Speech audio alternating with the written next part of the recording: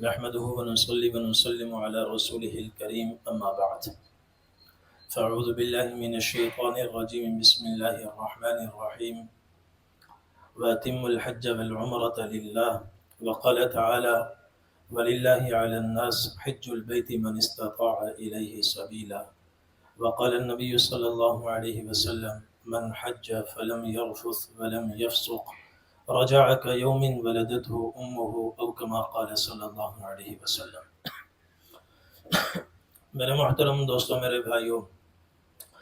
سب سے پہلے میں آپ سب حضرات کو مبارکباد پیش کرتا ہوں۔ اللہ تبارک و تعالی نے حج 2026 کے لیے آپ کا انتخاب فرمایا۔ حج وسائل سے نہیں ہوتا، پیسے سے نہیں ہوتا، اگرچہ اللہ تعالیٰ نے فرضیت حج کے لیے استطاعت کی شرط لگائی ہے۔ وَلِلَّهِ عَلَى النَّاسِ حِجُّ الْبَيْتِ مَنِ اسْتَطَاعَ إِلَيْهِ سَبِيلًا کہ حج انہی لوگوں کے ذمے ہے جن میں استطاعت ہو۔ استطاعت اس کے ساتھ مشروط ضرور ہے، لیکن اصل حج اسی کا ہے جس کو اللہ بلاتے ہیں اور اللہ جس کی حاضری منظور فرماتے ہیں۔ حج آپ صلی اللہ علیہ وسلم نے ارکان اسلام 5 بیان فرمائے۔ بنی الاسلام علی 5، اسلام کی بنیاد 5 پر ہے۔ شہادت اللہ الہ الا اللہ وان محمد رسول اللہ، سب سے پہلا رکن ہے کلمہ طیبہ، اس کی شہادت۔ اس سے بندے اور اللہ کے بیچ تعارف ہوتا ہے۔ جب تعارف ہو جاتا ہے تو پھر اگلا مرحلہ آتا ہے روز روز ملاقاتوں کا۔ تو دوسرا رکن ہے وَإِقَامِ الصَّلَاةِ، نماز قائم کرنا۔ تعارف کے بعد روز 5 مرتبہ ملاقات ہوتی ہے، اور جب ملاقات ہوتی ہے تو پھر محبت بڑھتی ہے۔ محبت جب بڑھتی ہے تو پھر انسان ایک پیسہ بھی لوٹاتا ہے، بغیر محبت کے پیسہ خرچ نہیں ہوتا۔ اس لیے تیسرا رکن ہے وَإِيتَاءِ الزَّكَاةِ، زکوٰۃ ادا کرنا۔ پھر جب پیسہ لوٹاتا ہے تو محبت اور بڑھتی ہے، اور جب اور بڑھتی ہے تو اس نہج پہنچ جاتی ہے کہ محبوب کے لیے وہ پیاس بھی برداشت کرتا ہے، بھوک بھی برداشت کرتا ہے، اور گرمی بھی برداشت کرتا ہے، سب کچھ برداشت کرتا ہے۔ وہ ہے وصیام رمضان، چوتھا رکن رمضان المبارک کے روزے رکھنا، اللہ کے لیے بھوک برداشت کرنا، پیاس برداشت کرنا۔ اور جب محبت اس درجہ پہنچے کہ روز ملاقاتیں بھی ہوں اور پیسہ بھی خرچ ہو، اور پھر اللہ کے لیے، اس کے محبوب کے لیے آدمی گرمی بھی برداشت کرے، سردی بھی برداشت کرے، بھوک بھی برداشت کرے، پیاس بھی برداشت کرے، تو پھر محبت اندر تک محدود نہیں رہتی، بے قرار ہو جاتا ہے کہ اب تو محبوب کا دیدار ہونا چاہیے، اب تو محبوب سے ملاقات ہونی چاہیے۔ دنیا میں اللہ کا دیدار ممکن نہیں ہے۔ لا تدرکہ الابصار وہو یدرک الابصار وہو اللطیف الخبیر، دیدار ہو نہیں سکتا، لیکن محبت اندر جوش مار رہی ہے اور قریب ہے کہ سینہ پھٹ جائے، تو اللہ تعالیٰ فرماتے ہیں مجھے دنیا میں نہیں دیکھ سکتے، آخرت میں آ کر دیکھو گے، یہاں آ جاؤ، آ کر میرے گھر کا دیدار کرو۔ محبوب کے گھر کی ملاقات اور دیدار، یہ بھی ایک طرح سے محبوب کا دیدار ہے۔ تو 5واں رکن ہے وحج البیت، بیت اللہ کا حج کرنا، یہ اسلام کا 5واں رکن ہے۔ اور گویا پورا اسلام 100%، 20% کلمہ طیبہ، 20% اقامت صلاح، 20% ایتاء زکوٰۃ، 20% رمضان المبارک کے روزے، اور 20% حج بیت اللہ، اس کو پورا درجہ ملا ہے نماز کے برابر۔ حالانکہ نماز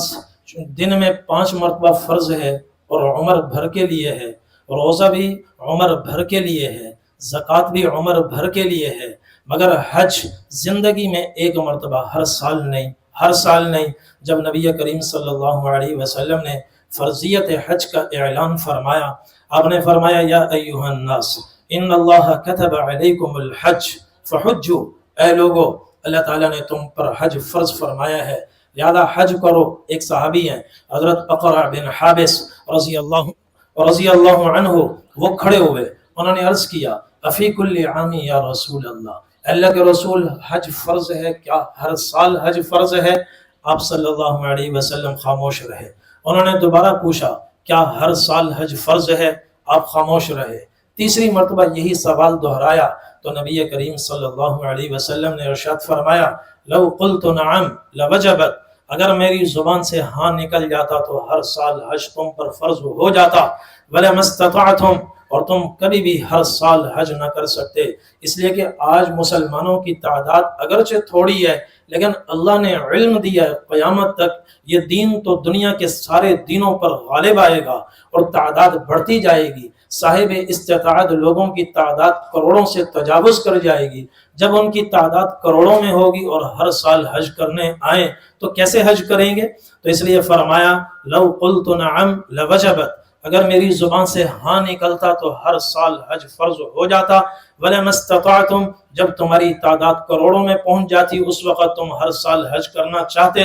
نہ کر سکتے۔ پھر آپ نے فرمایا دعونی ما ترکتکم، جن باتوں کی تفصیلات میں جان بوجھ کر چھوڑ دوں تم بھی ان کو چھوڑ دو، اور فَإِذَا أَمَرْتُكُمْ بِشَيْءٍ فَأْتُوا مِنْهُ مَا اسْتَطَعْتُمْ، جن باتوں کا میں تمہیں حکم دوں استطاعت کے مطابق ان کو بجا لو، وَإِذَا نَهَيْتُكُمْ عَنْ شَيْءٍ فَدَعُوهُ، اور جن چیزوں سے میں تمہیں منع کر دوں ان سے باز آ جاؤ، وَمَا آتَاكُمُ الرَّسُولُ فَخُذُوهُ وَمَا نَهَاكُمْ عَنْهُ فَانْتَهُوا، رسول اللہ صلی اللہ علیہ وسلم جو تمہیں عطا فرمائے اس کو لے لو اور جس سے روکیں اس سے رک جاؤ۔ تو زندگی میں ایک مرتبہ حج فرض ہے اور صاحب استطاعت لوگوں پر حج فرض ہے، ہر ایک پر بھی نہیں ہے، صاحب استطاعت لوگوں پر ایک بار ہے، مگر اس کے نمبر نماز کے برابر، زکوٰۃ کے برابر، روزے کے برابر، روزہ ہمیشہ کے لیے، رمضان کے روزے ہمیشہ کے لیے، زکوٰۃ ہمیشہ کے لیے، رمضان و عمر بھر کے لیے، اور یہ حج ایک مرتبہ ہے مگر نمبر برابر ہیں۔ کس لیے؟ اس لیے کہ اس میں مشقت سب سے زیادہ ہے، اس میں مشقت سب سے زیادہ ہے، قدم قدم پر کڑوے گھونٹ پینے پڑتے ہیں، صبر کرنا پڑتا ہے، برداشت کرنا پڑتا ہے۔ حج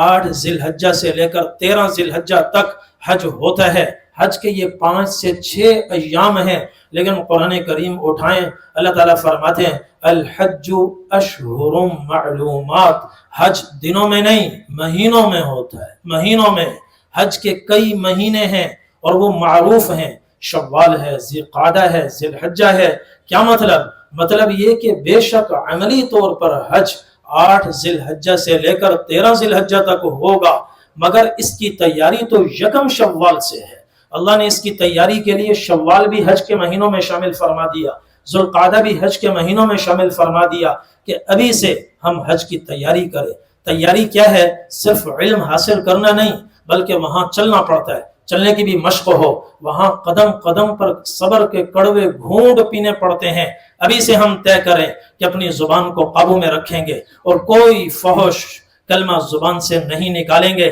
جیسا کہ مجھ سے پہلے ابھی حج کے فضائل بیان فرما رہے تھے، اس میں ایک حدیث آئی من حج للہ فلم یرفث ولم یفسق رجع کیوم ولدتہ امہ، یہ حدیث دراصل قرآن کریم کی اس آیت کی تشریح ہے کہ اللہ تبارک و تعالی قرآن کریم میں ارشاد فرماتے ہیں الحج اشہر معلومات فمن فرض فیہن الحج، جس پر حج فرض ہو جائے، جس پر حج فرض ہو جائے اس کو کیا کرنا چاہیے؟ ہونا یہ چاہیے تھا کہ اللہ تبارک و تعالی آگے حج کے مناسک بیان فرماتے کہ احرام خریدو اور حج کی نیت کرو اور چلو سوئے حرم، 8 ذی الحجہ کو مینا آ جاؤ، پھر عرفات آ جاؤ، پھر وہاں سے مزدلفہ آ جاؤ، پھر 3-4 دن مینا میں گزارو، طواف زیارت سعی کرو، تمہارا حج ہو جائے گا۔ مگر اللہ تعالیٰ نے یہ جب فرمایا کہ جس پر حج فرض ہو، آگے مناسک حج میں سے ایک کا بھی ذکر نہیں فرمایا۔ کیوں؟ اس لیے کہ وہ آگے مناسک تو ہو ہی جاتے ہیں،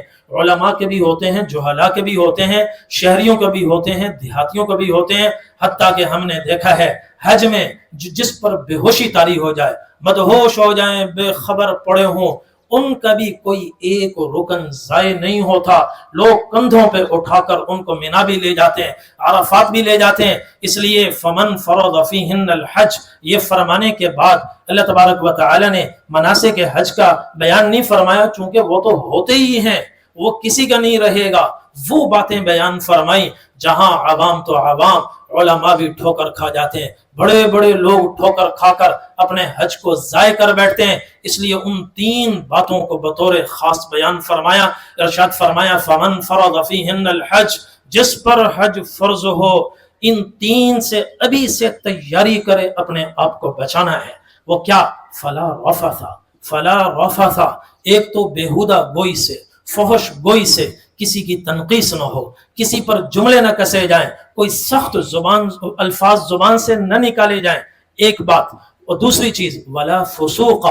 کوئی کسی بھی طرح کا گناہ نہ ہو، گناہ نہ ہو، اپنے پورے وجود کی ابھی سے حفاظت کریں کہ ہماری آنکھ سے گناہ نہ ہو، کانوں سے گناہ نہ ہو، ہاتھ سے گناہ نہ ہو، زبان کی حفاظت، پورے وجود کی حفاظت۔ تیسری چیز ولا جدال فی الحج، اور حج میں کسی قسم کا کوئی جھگڑا نہ ہو،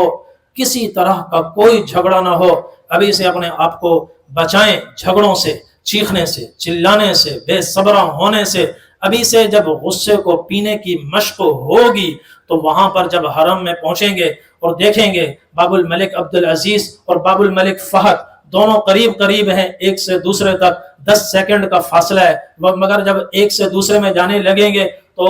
شرطا کہے گا یہاں سے نہیں، وہ ادھر سے گھوم کر آؤ۔ 10 سیکنڈ کا سفر 20 منٹ میں تبدیل ہو جاتا ہے، وہاں خون کھولتا ہے۔ وہاں اگر ابھی سے مشق ہوگی تو وہاں زبان قابو میں ہوگی، ورنہ کبھی شرطوں پر غصہ، کبھی انتظامیہ پر غصہ، کبھی کسی پر، کبھی کسی پر، اور ویسے آدمی تھکا ہوا ہوگا تو کوئی چیز اچھی نہیں لگے گی، پھر کھانا بھی اچھا نہیں لگے گا، اور تو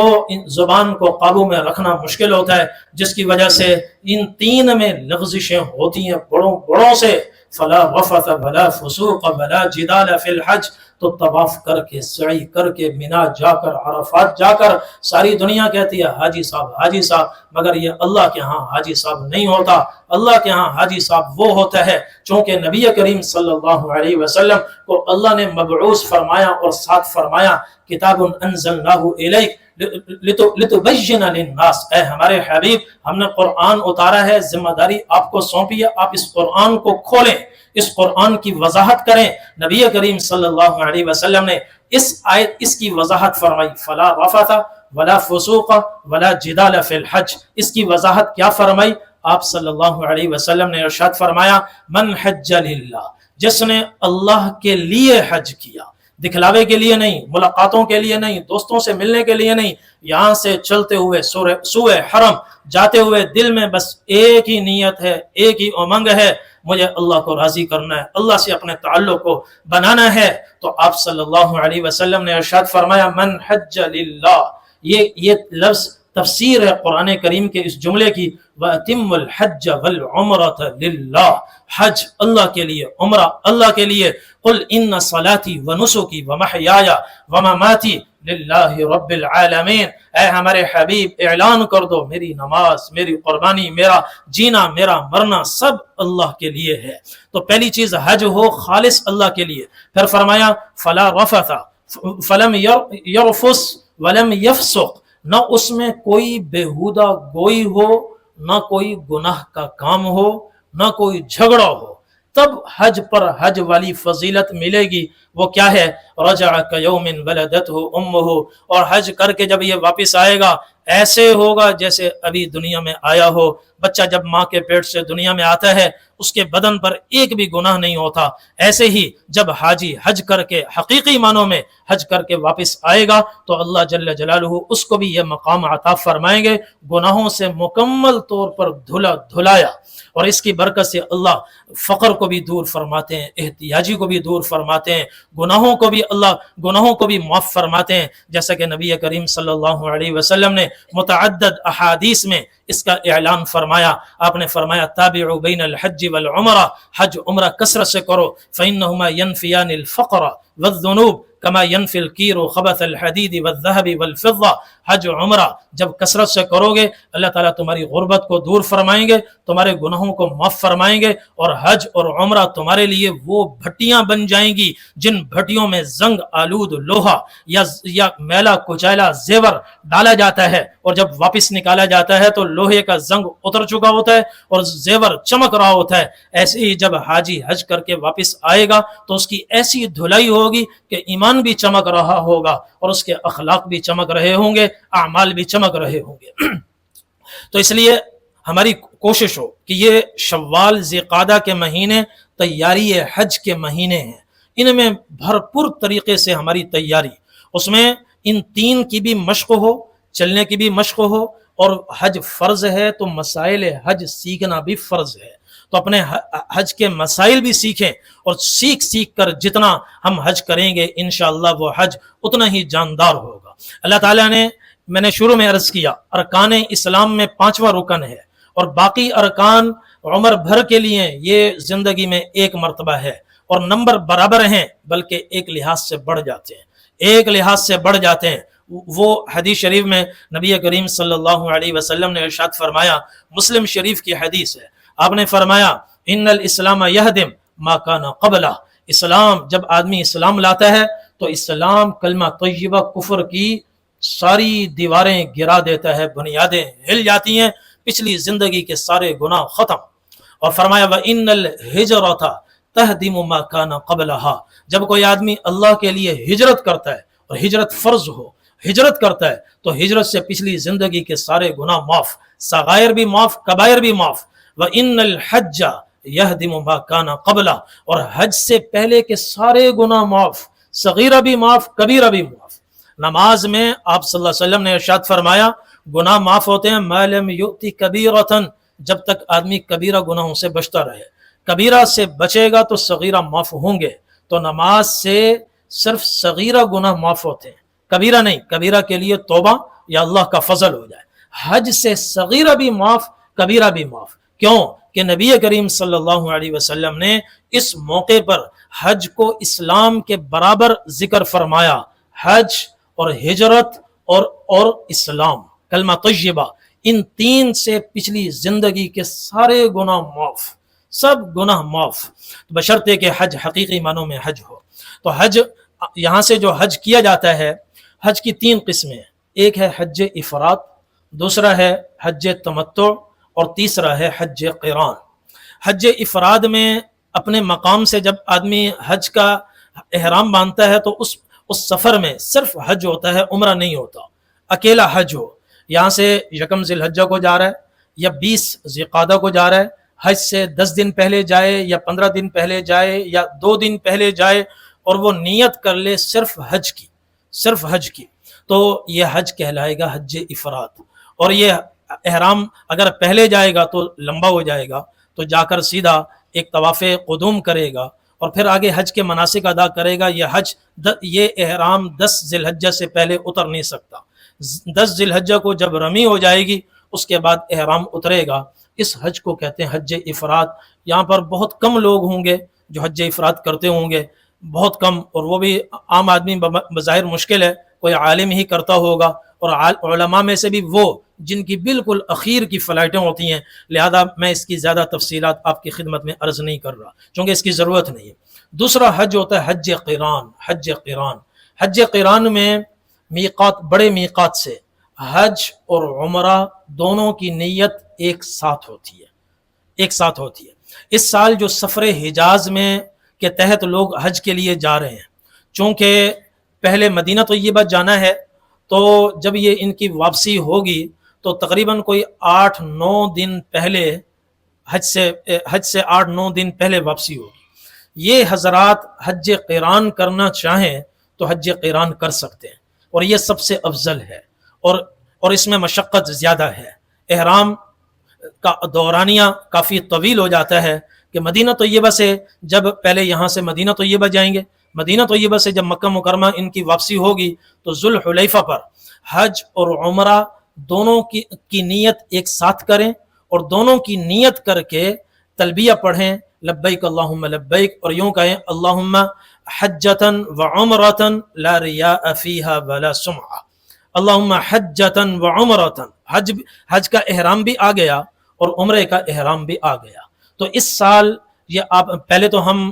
تقریباً حج سے 20 دن پہلے جاتے ہیں، پچھلے سالوں میں، اور پہلے مکہ مکرمہ جاتے تھے تو اس وقت حج قران کرنا مشکل تھا۔ اس سال آسان ہے، اور میں نے 18 ذی القعدہ سے لے کر 20 ذی الحجہ تک حج سے 20 دن پہلے الحمدللہ حج قران کیا ہے، یہاں سے ہماری فلائٹ تھی، تو اس سال وہ جا سکتے ہیں اور حج قران کر سکتے ہیں۔ اس میں کیا ہے کہ حج اور عمرے کا احرام ایک ساتھ نیت کر لی، اب یہ ایک ہی احرام ہے، وہ حج کا بھی ہے، وہ عمرے کا بھی ہے۔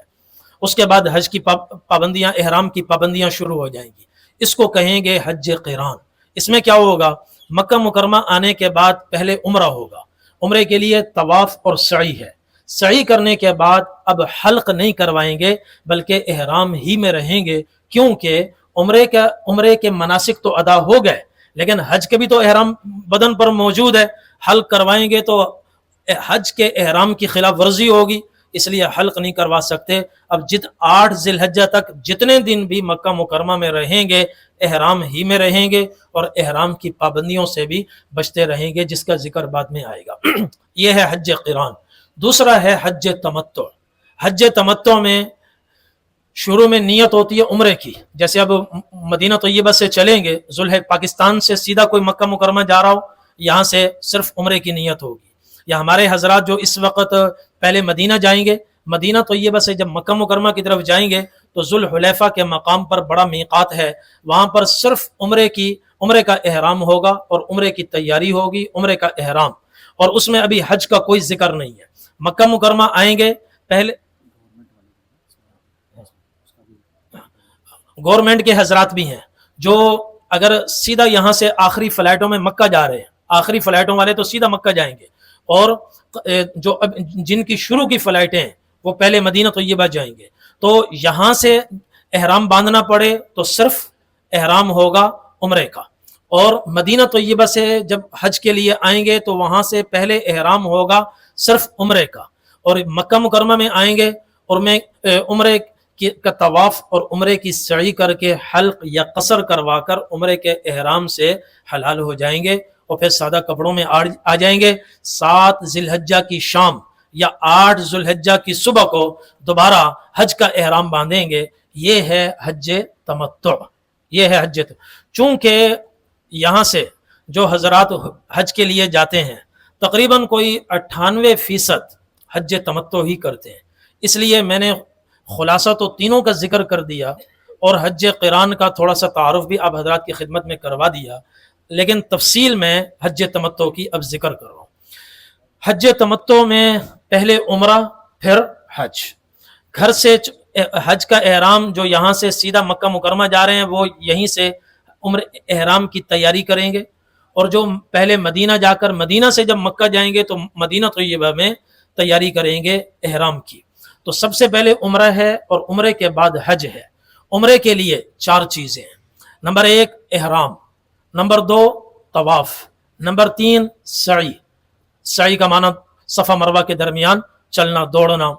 اور نمبر 4 حلق یا قصر۔ یہ 4 چیزیں ہیں، یہ 4 چیزیں جب ادا ہوں گی تو ہمارا عمرہ ادا ہو جائے گا۔ اور ان 4 کو کرنے کا طریقہ کیا ہے، سب سے پہلی چیز پہ آ جائیں، احرام۔ احرام سے پہلے احرام کی تیاری ہے۔ احرام کی تیاری، احرام کہاں سے باندھ رہے ہیں، یہیں پاکستان سے یا مدینہ طیبہ سے، جہاں سے بھی باندھ رہے ہیں پہلے تیاری ہے۔ تیاری کیا ہے، شریعت کی حدود میں رہتے ہوئے اپنے جسم کی آرائش زیبائش ایسے ہی اختیار کرنا جیسے عید والے دن ہم اختیار کرتے ہیں، ناخن کاٹے جائیں اور بال وغیرہ بنا لیے جائیں شریعت کی حدود میں رہ کر۔ اس کے بعد غسل ہو، غسل یہ بھی احرام کی تیاری میں ہے۔ خواتین بھی موجود ہیں تو مرد اور خواتین سب کے سب غسل بھی کریں گے، اور جن خواتین کو شرعی عذر لاحق ہو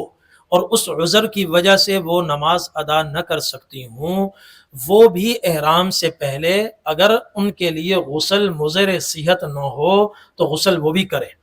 تو ان کا جو غسل ہوگا وہ برائے نظافت ہوگا، برائے نظافت ہوگا، طہارت نہیں، برائے نظافت۔ باقیوں کا جو غسل ہے وہ غسل طہارت کے لیے بھی ہے اور نظافت کے لیے بھی ہے۔ معذور عورتیں جتنا بھی غسل کر لیں پاک تو نہیں ہو سکتی نا، صاف ہو سکتی ہیں پاک نہیں ہو سکتی، تو ان کا غسل بھی مسنون ہے، جیسا کہ حضرت اسماء بنت عمیس رضی اللہ عنہا کی روایت ہے، فرماتی ہیں جب ہم مدینہ طیبہ سے چلے ذوالحلیفہ پر پہنچے اور نبی کریم صلی اللہ علیہ وسلم نے احرام باندھا تو مدینہ طیبہ ذوالحلیفہ پہنچ کر ان کے ہاں ولادت ہو گئی، محمد بن ابی بکر پیدا ہوئے، اور اس کے بعد پھر ان کی معذوری کے ایام شروع ہو گئے، تو انہوں نے نبی کریم صلی اللہ علیہ وسلم کے پاس پیغام بھجوایا، یا رسول اللہ ولادت ہوئی ہے اب میں کیا کروں؟ تو نبی کریم صلی اللہ علیہ وسلم نے ان سے ارشاد فرمایا اغتسلی واستغفری بثوبک ثم احرمی، 3 کام کرو، ایک تو غسل کرو، دوسرا لنگوٹ باندھو خون کو روکنے کے لیے، اور تیسرا احرام باندھو، یعنی عمرے کی نیت کے ساتھ تلبیہ پڑھو۔ تو غسل سب کے لیے ہے، سب کے لیے غسل ہے۔ غسل کرنے کے بعد سلے ہوئے کپڑوں کی جگہ 2 بغیر سلی ہوئی چادریں زیب تن ہوں، اور خوشبو بھی لگا لے۔ خوشبو، ابھی ہم احرام کی طرف جا رہے ہیں، احرام ابھی ہوا نہیں ہے، اس لیے ابھی خوشبو لگا سکتے ہیں۔ اس کی خوشبو بے شک احرام کی نیت کرنے کے بعد آتی رہے، کوئی مسئلہ نہیں ہے۔ حضرت عائشہ رضی اللہ عنہا فرماتی ہیں، نبی کریم، سب صحیح بخاری کی حدیث ہے، نبی کریم صلی اللہ علیہ وسلم جب احرام باندھتے تھے تو میں خود اپنے ہاتھوں سے آپ صلی اللہ علیہ وسلم کو خوشبو لگاتی تھی، اور 10 ذی الحجہ کو جب آپ نے احرام کھولا اور آپ نے غسل فرمایا اور کپڑے زیب تن فرمائے، تو پھر میں نے اپنے ہاتھوں سے نبی کریم صلی اللہ علیہ وسلم کو خوشبو لگائی۔ تو احرام سے پہلے بھی خوشبو ہے، احرام کے بعد بھی خوشبو ہے، تو خوشبو لگائیں۔ خوشبو لگانے کے بعد 2 رکعت نماز ادا کرنی ہے۔ اب یہاں اگر اپنے گھر سے چل رہے ہیں تو چونکہ ایئرپورٹ کا سفر ہے، نماز گھر میں بھی ادا کر لیجئے، اور ایئرپورٹ پہنچنے کے بعد تمام مراحل سے جب ہم گزر جائیں اور لانج میں پہنچ جائیں، وہاں پر ایک مسجد بنی ہوئی ہے، وہاں پر 2 رکعت نماز پڑھ لی جائے، لیکن ابھی احرام کی نیت نہ کی جائے، ابھی صرف نماز ادا کی جائے۔ تو وہاں نماز ادا کر کے اللہ تبارک و تعالی سے آسانی حج اور قبولیت حج کی دعا کی جائے۔ بڑا سے بڑا عمل ہو، جب تک اللہ کی بارگاہ میں قبول نہ ہو جائے تب تک وہ صفر ہے۔ اصل چیز ہے قبولیت۔ حضرت ابراہیم علیہ السلام، اسماعیل علیہ السلام سے اللہ تعالیٰ نے کتنی بڑی خدمت سر انجام دلوائی، بیت اللہ کی بنیادیں اٹھوائیں، بیت اللہ کا گھر ان دونوں نے تعمیر کیا، لیکن اللہ تعالیٰ فرماتے ہیں کہ وہ دیواریں اٹھاتے جا رہے تھے اور ساتھ ساتھ کہتے جا رہے تھے ربنا تقبل منا انک انت السمیع العلیم، اس لیے کہ یہ سارا عمل ہے اللہ کے لیے، یا اللہ قبول فرما۔ اگر قبولیت نہ ہوئی تو صفر ہے، جتنا مرضی اس پر خرچ ہو جائے، جتنی مشقت ہم مرضی اٹھا لیں، اگر اللہ کے ہاں قبول نہیں ہے تو صفر ہے۔ تو قبولیت کے لیے ایک تو کوشش ہے اور دوسری دعا ہے،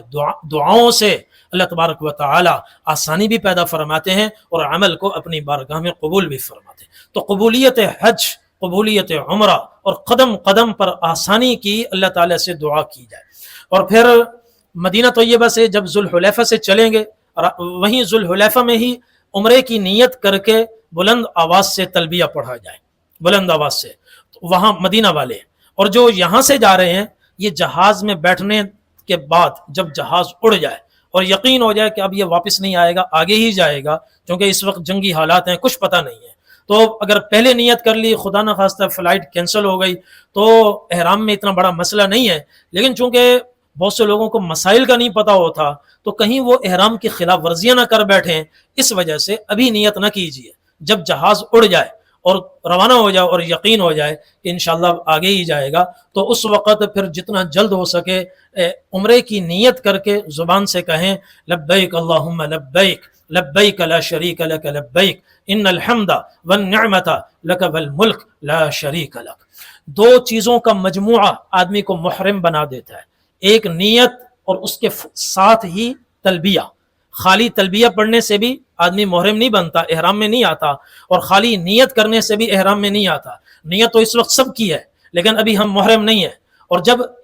نیت کے ساتھ ہم تلبیہ پڑھیں گے اس وقت ایک دم ہم آ جائیں گے احرام میں۔ اب احرام کی پابندیاں شروع ہو جائیں گی۔ احرام کی پابندیاں کیا ہیں؟ ناخن نہیں کاٹ سکتے، خوشبو نہیں لگا سکتے، بال نہیں توڑ سکتے، سلا ہوا کپڑا نہیں پہن سکتے، اور عورتوں کا احرام کیا ہے؟ چہرے پہ کپڑا نہ لگے، چہرے پہ کپڑا نہ لگے، وہ خوشبو سے بھی وہ بچیں، ناخن اور بال کاٹنے سے بھی وہ بچیں، چہرہ ان کا کھلا رہے، یہ ان کا احرام ہے۔ سلے ہوئے کپڑے کی شرط یہ صرف مردوں کے لیے، عورتوں کے لیے نہیں ہے۔ سلا ہوا کپڑا مرد نہیں پہن سکتے، عورتیں اپنے عام لباس میں رہیں گی، بس پاک صاف ہونا چاہیے وہ لباس۔ اسی طرح 2 پٹیوں والی چپل مرد حضرات پہنے جس میں پاؤں کی ابری ہوئی ہڈی اور ٹخنوں کی ہڈی یہ دونوں کھلی رہیں، یہ ہیں احرام کی پابندیاں۔ اب جب چلتے چلتے وہاں پہنچیں گے حرم میں، مکہ مکرمہ پہنچیں گے، اچھا اس پورے سفر میں جتنا ہو سکے تلبیہ پڑھیں، مرد حضرات تلبیہ بلند آواز سے پڑھیں۔ صحابہ کرام فرماتے ہیں جب ہم ذوالحلیفہ سے چلے، حضور صلی اللہ علیہ وسلم نے فرمایا صحابہ کرام سے، اتانی جبرائیل علیہ السلام میرے پاس آئے اور کہا مر اصحابک ان یرفعوا اصواتهم بالتلبیہ، اپنے صحابہ سے کہو بلند آواز سے تلبیہ پڑھیں۔ صحابہ کرام نے اتنا بلند آواز سے تلبیہ پڑھا کہ 36 میل دور روحا ہے، فرماتے ہیں جب ہم وہاں پہنچے تو ہماری آوازیں بھی بیٹھ گئی تھی، تو بلند آواز سے تلبیہ۔ حرم پہنچے، سامان رکھیں، اور پھر اگر اسی وقت تھکاوٹ نہ ہو فوراً آنا چاہیں حرم میں فوراً بھی آ سکتے ہیں، اور اگر وہاں کچھ دیر آرام کرنا ہو تو آرام بھی کر لیجئے، کوئی حرج نہیں ہے۔ نبی کریم صلی اللہ علیہ وسلم جب مدینہ طیبہ سے چل کر 4 ذی الحجہ کو مکہ مکرمہ میں آپ تشریف لائے، مغرب کا وقت تھا، آپ مکہ مکرمہ سے 3 میل پیچھے ذو طوا ہے ایک جگہ، وہاں آپ نے رات گزاری، آرام فرمایا۔ اگلے دن صبح سورج چڑھنے کے بعد آپ مکہ مکرمہ میں تشریف لائے، تو ہوٹل میں آپ حضرات قیام بھی کر سکتے ہیں، بعض حضرات جلدی دکھاتے ہیں اور تھکاوٹ میں ہی وہ عمرہ کر لیتے ہیں، یہ اچھا نہیں، سنت بھی یہی ہے اگر تھکاوٹ ہے تو ہوٹل میں آرام کیجئے، صبح اطمینان سے عمرہ کیجئے۔ عمرے میں کیا ہے؟ طواف، سعی، اور اس کے بعد حلق یا قصر، یہ 3 چیزیں ہیں، یہ 3 چیزیں انشاءاللہ ابھی بس 5 سے 7 منٹ میں بات ختم کروں گا، نماز عصر ہم ادا کریں گے۔ تو سب سے پہلے طواف ہے، طواف کی تیاری ہے۔ حرم میں جب داخل ہوں گے اور مطاف میں آئیں گے تو دل میں عمرے کے طواف کی نیت کر لیں اور فوراً ہی حجر اسود کے بالکل سامنے آ جائیں۔ حجر اسود کے سامنے آنے سے پہلے طواف کی تیاری میں دہنا کندھا کھلا رکھیں، اپنے احرام کو کہ دونوں پلو پکڑ کر اس کو دائیں کندھے کے نیچے سے نکال کر اس کے دونوں پلو اوپر ڈالیں۔ بعض حضرات کیا کرتے ہیں خالی نیچے سے نکال کر ایسے ہی اوپر کر دیتے ہیں، تو ایک پلو تو اس کا اوپر ہوتا ہے، دوسرا پلو نیچے ہوتا ہے، یہ استباع اس کو کہتے ہیں، یہ صرف مردوں کے لیے ہے، عورتوں کے لیے نہیں ہے۔ عورتیں اپنے عام لباس میں ہی طواف کریں گی۔ اور پھر یہ جب اوپر ہو گئے اب ہم نیت کریں طواف کی اور حجر اسود کے سامنے آ جائیں، اور آ کر سب سے پہلے استقبال کا مطلب ہے کانوں پر یوں ہاتھ رکھ کر جیسے نماز میں ہاتھ اٹھاتے ہیں کندھوں تک، بسم اللہ اللہ اکبر کہہ کر ہاتھ چھوڑ دیں، اور پھر اس کے بعد دوبارہ بسم اللہ اللہ اکبر ایسے ہاتھ رکھیں جیسے گویا حجر اسود کے اوپر رکھے ہوئے، رکھ کر بسم اللہ اللہ اکبر کہہ کر ہاتھوں کو چوم لیں۔ اب تھوڑا سا اس طرف مڑیں گے کہ خانہ کعبہ بیت اللہ ہمارے بائیں کندھے کے بالمقابل آ جائے، اس کے بعد اب طواف شروع ہوگا۔ دوران طواف حدیث شریف میں ہے سبحان اللہ والحمد للہ ولا الہ الا اللہ واللہ اکبر، یہ ذکر کرتے چلیں، قرآن کریم کی تلاوت بھی کر سکتے ہیں، لیکن ادھر ادھر کی فضول باتوں سے اپنے آپ کو بچانا چاہیے، فضول باتوں سے بس ذکر کرتے ہوئے طواف شروع کر دیں۔ چلتے چلتے جب رکن یمانی پر آئیں گے، رکن یمانی پر ہاتھ لگانا مسنون ہے، لیکن آج کل ایک تو رش بہت ہوتا ہے، دوسرا وہاں خوشبو لگی ہوتی ہے، تو خطرہ ہے کہ کہیں دم نہ پڑ جائے، اس لیے اس کو چھوڑ دیں، اور جیسے ہی حجر اسود کے دوبارہ سامنے آئیں تو پھر استلام ہوگا، بسم اللہ اللہ اکبر وللہ الحمد۔ اس کے بعد دوسرا چکر، دوسرے کے اختتام پر بھی بسم اللہ اللہ اکبر وللہ الحمد، پھر تیسرے کے اختتام پر بسم اللہ اللہ اکبر وللہ الحمد، چوتھے کے اختتام پر اسی طرح، پانچویں کے اختتام پر اسی طرح، چھٹے کے اختتام پر اسی طرح، ساتویں کے اختتام پر بھی اسی طرح۔ تو اب شروع سے اب تک استلام آپ شمار کریں گے تو یہ 8 بن جائیں گے، ایک شروع میں اور 7 ہر چکر کے اخیر میں، یہ استلام ہو گیا، طواف آپ کا مکمل ہو گیا۔ اب آپ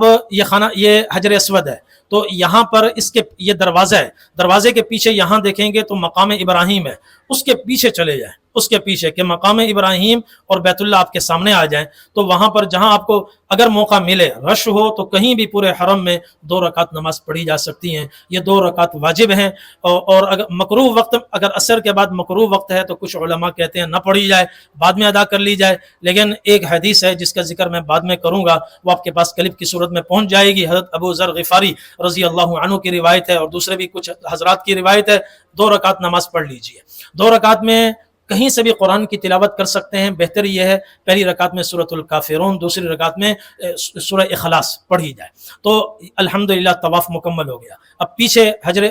آب زمزم کے کنویں ہیں وہاں، اور وہ رکھے ہوئے ہیں، اس سے پانی بھر کر پی لیں، کچھ پانی سر پر بھی گرائیں، سینے پر بھی گرائیں۔ حدیث شریف میں ہے نبی کریم صلی اللہ علیہ وسلم نے پانی پیا بھی اور سر پر بھی آپ نے گرایا۔ اب یہ ہو گیا طواف۔ اب تیسری چیز ہے سعی۔ سعی کیا ہے کہ یہاں سے آپ آئیں گے صفا پر، صفا کے قریب جب پہنچیں گے تو حجر اسود کی طرف رخ کریں، پھر ایک دفعہ 9واں استعلام کریں، بسم اللہ اللہ اکبر وللہ الحمد۔ اب آپ صفا پر چڑھیں گے، چڑھتے ہوئے 3 دفعہ لا الہ الا اللہ، لا الہ الا اللہ، لا الہ الا اللہ، اور چڑھیں، پھر اللہ اکبر اللہ اکبر اللہ اکبر، اور آگے چڑھیں۔ جب صفا پہ پہنچ جائیں، قرآن کریم کی یہ آیت، یہ میں جو بتا رہا ہوں حضور صلی اللہ علیہ وسلم نے ایسے کیا تھا، تو پھر قرآن کی آیت ان الصفا والمروة من شعائر اللہ فمن حج البیت او اعتمر فلا جناح علیہ ان یطوف بہما ومن تطوع خیرا فان اللہ شاکر علیم۔ آیت پڑھیں، پھر کہیں اللہ نے اس آیت میں دونوں کا صفا مروہ دونوں کا ذکر کیا ہے، جس کا ذکر پہلے کیا صفا، میں وہاں سے اپنی سعی کا آغاز کر رہا ہوں۔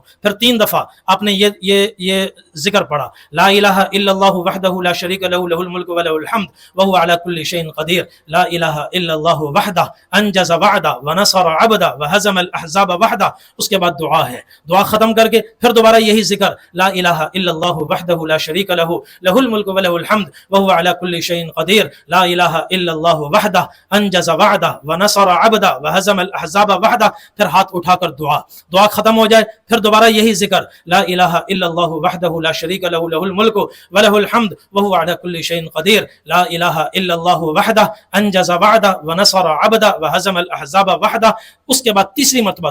دعا کرنے کے بعد اب آپ چلیں گے صفا سے مروہ کی طرف، بیچ میں تقریباً کوئی 100 قدم چلنے کے بعد آگے سبز رنگ کی لائٹیں نظر آئیں گی، جہاں پہلی لائٹ شروع ہو اس سے پہلے دوڑنے کی تیاری کی جائے، دوڑنے کی تیاری، وہاں سے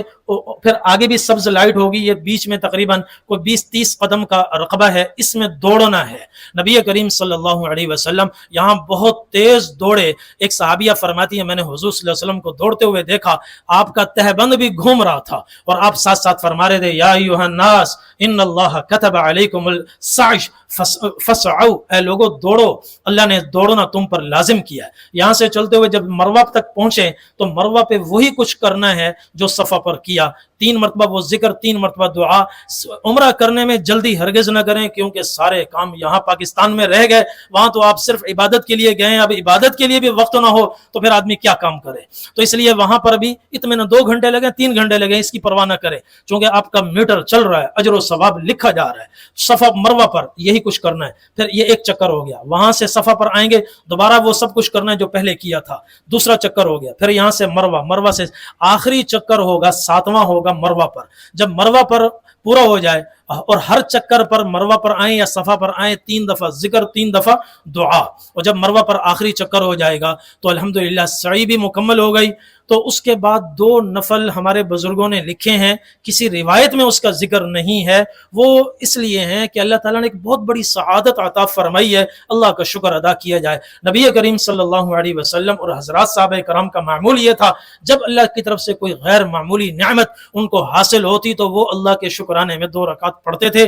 تو عمرہ تو بہت بڑی سعادت ہے، تو اس لیے اس نقطۂ نظر سے 2 رکعت شکرانے کی بھی ادا کر لی جائے، تو الحمدللہ سعی ہو گئی۔ اب اس کے بعد جب باہر آئیں گے حلق بھی کروا سکتے ہیں، قصر بھی کروا سکتے ہیں، حلق کروانا افضل ہے، حلق کروانا افضل ہے۔ نبی کریم صلی اللہ علیہ وسلم نے 3 مرتبہ بلکہ 4 مرتبہ حلق والوں کے لیے یعنی اسرہ پھروانے والوں کے لیے مغفرت کی دعا فرمائی، اور 1 مرتبہ بال کینچی سے کٹوانے والوں کے لیے مغفرت کی دعا کی۔ تو یہ ہے عمرے کا مختصر طریقہ۔ اللہ تبارک و تعالی عین سنت کے مطابق ہمیں مناسک حج ادا کرنے کی توفیق عطا فرمائے۔ اللہ تعالی ہمارے حج کو حج مبرور بنائے اور عمرے کو بھی عمرہ مبرورہ بنائے، اور اللہ تعالی ہر طرح کے گناہوں سے بھی ہمیں محفوظ فرمائے۔ اس حج پر عمرے پر نبی کریم صلی اللہ علیہ وسلم نے جتنے وعدے فرمائے اللہ تبارک و تعالی ہمیں ان وعدوں کا مستحق بھی بنائے، اور ہمارے ساتھ اللہ تعالی وہ وعدے بھی پورے فرمائے۔ واخر دعوانا الحمدللہ رب العالمین۔